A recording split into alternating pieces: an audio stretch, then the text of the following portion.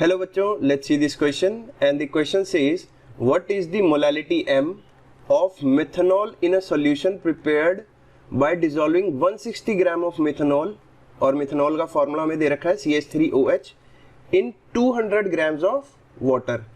तो हमसे जानना चाहता है एक मिथेनॉल सॉल्यूशन की मोलैलिटी कितनी होगी जिसमें हमने 160 ग्राम ऑफ मिथेनॉल डाला है 200 ग्राम्स ऑफ वाटर में। तो सिंपल सा एक न्यूमेरिकल बेस्ड क्वेश्चन है, इजी क्वेश्चन है। सो let's see the solution.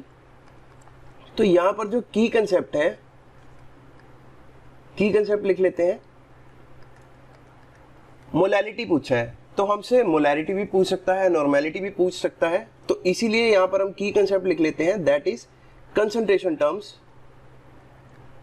Concentration terms, और ये किसके लिए होती हैं? For solutions. यहां पर भी हमें मिथेनॉल का सॉल्यूशन दिया है ना, तो इसीलिए कंसंट्रेशन टर्म्स फॉर सॉल्यूशन। तो मोलैलिटी का फॉर्मूला पता होना चाहिए। तो मोलैलिटी को हम डिनोट करते हैं स्मॉल m से, और इसका फॉर्मूला होता है number of moles of solute, number of moles of solute in 1 kg of solvent. तो यहां पर डिनोमिनेटर में आता है weight of the solvent, weight of the solvent in KG. सबसे इंपॉर्टेंट बात क्या होती है मोलैलिटी के फॉर्मूला में?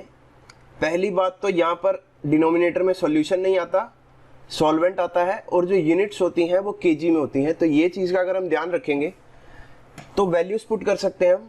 अच्छा, अब हमें मोल्स निकालने का भी फॉर्मूला पता है, तो ये लिख लो दैट नंबर ऑफ मोल्स का फॉर्मूला क्या होता है? Number of moles N is equal to given weight W upon molecular weight M। ये फॉर्मूला हम यूज करेंगे बिकॉज हमें मिथेनॉल का जो है वेट दे रखा है, नंबर ऑफ मोल्स नहीं दे रखे। So using this formula molality कैसे आएगी? Molality small m will be equal to number of moles of solute, यानी कि मिथेनॉल। तो मिथेनॉल का वेट कितना है? 160 gram divided by molecular weight of methanol. अब ये भी एक बार निकाल लेते हैं साइड में।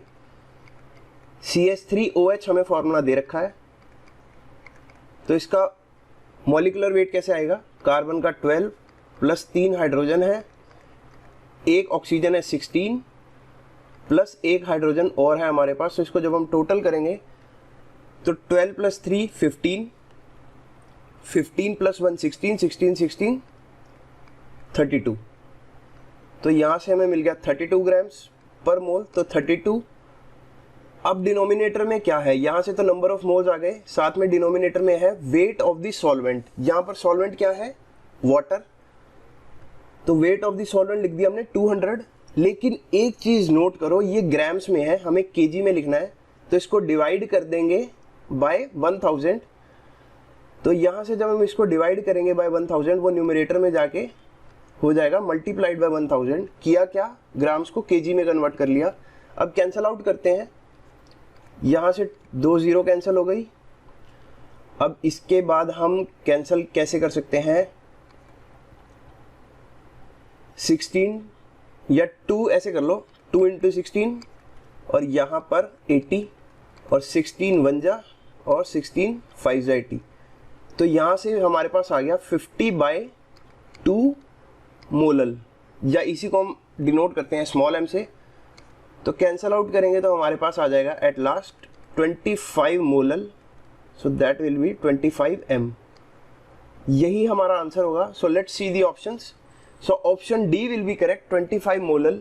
बहुत सिंपल क्वेश्चन था। मोलैलिटी का फॉर्मूला यूज किया और नंबर ऑफ मोल्स का फॉर्मूला यूज किया, and we got our result. So I hope you understood it. Best of luck.